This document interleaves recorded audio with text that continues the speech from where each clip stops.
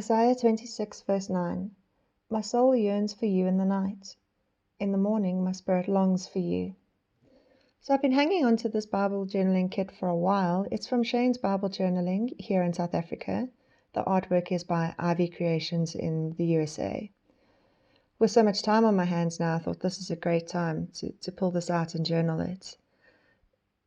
What really speaks to me about this is that over the last few weeks with all the news and social media and just so much information going through the world at the moment regarding the coronavirus, it sort of was getting to a point where you'd wake up in the morning and you'd look at your phone and there would be tons of messages from WhatsApp groups and videos and news feeds, all with the latest information, how many new cases, how many deaths, and just so much negativity. And it was just becoming so overwhelming. And, it was such a negative way to start your day. And I realized that, I was not to diminish the virus in any way, but that I was giving this way too much space in my mind and in my heart. So it was just, a reminder to myself that, to start my day off right. Most of my friends and my family especially all know how much I love coffee, and they always joke how nobody talks to mom until after she's had her coffee in the morning. But it's the same with our relationship with God, that he should be like that first sort of kick of caffeine in the morning. It's what are you feeding your soul with when you start your day?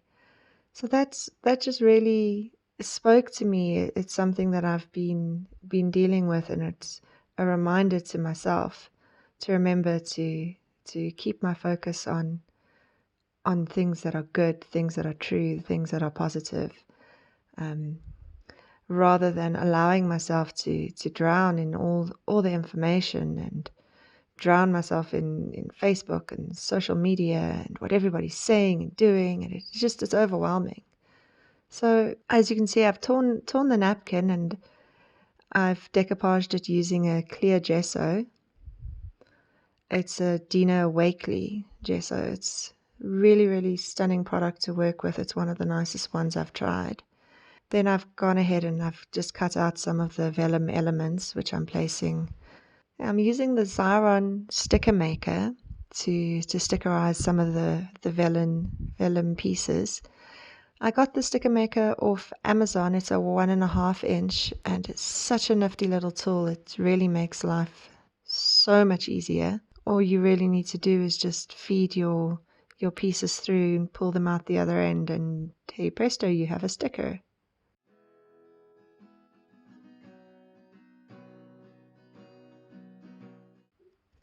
As I was journaling, I suddenly realized that I was journaling on the wrong page. I was journaling on Isaiah 2 verse 9 and not Isaiah 26 verse 9. And I just sort of stopped and I was like, oh, I can't believe I did that. And in all honesty, it's not the first time I've done that. And in fact, I know a few people who have also done the same thing. But what I always remind myself is that, with Bible journaling, it's about more than just creating these beautiful pieces of artwork. It's not that. It's the meditation on the verse and the ideas and the thoughts that you're concentrating on. It's a creative expression of worship. It's sometimes we can fall into the trap of taking ourselves a bit too seriously, where we really shouldn't. It's like I explained to a friend one time, it's like how when our kids bring us a drawing or a painting that they've made, and it may not be a Michelangelo, but it was made for you by them, and they put so much love and thought into it. And we take that picture and we stick it on the fridge, and every time we open the fridge door we smile because we remember them and we know how much we love them, and we know how they gave us this drawing and this artwork, out of the love of their hearts. And I think God sees our creations in very much the same way.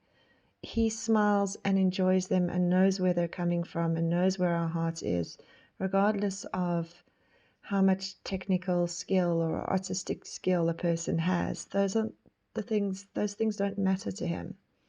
So it's, I always sometimes just got to stop and remind myself that it's about what we're learning and letting sink into our heart that really matters. So once I've stuck everything down, I go ahead and blend some gelato around the edges. I actually used iced coffee and hazelnut blended together, both just being sort of coffee colors to give the page some depth and character. To reinforce the edges and to finish it off, I add some washi tape in the same sort of color scheme. So I had a little bit of trouble getting the vellum to stick nicely onto my serviette, mostly because I didn't wait long enough for the gesso to dry before I stuck the vellum down on top of it. So note to self for future, wait for the gesso to be completely dry, don't be impatient, and then stick the vellum on top of that.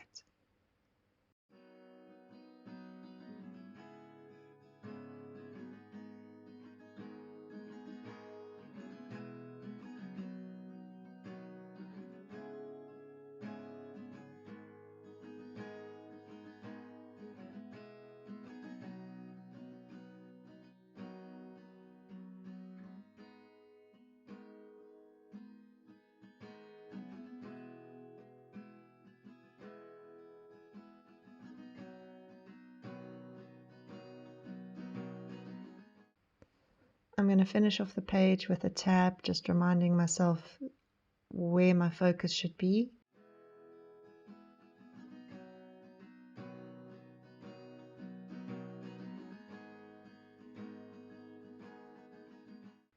I'm covering the back of the tab with some washi tape, just to cover the sort of sticky edges that were left behind when I stickerized the tab. Just trimming around the edges to get it neat.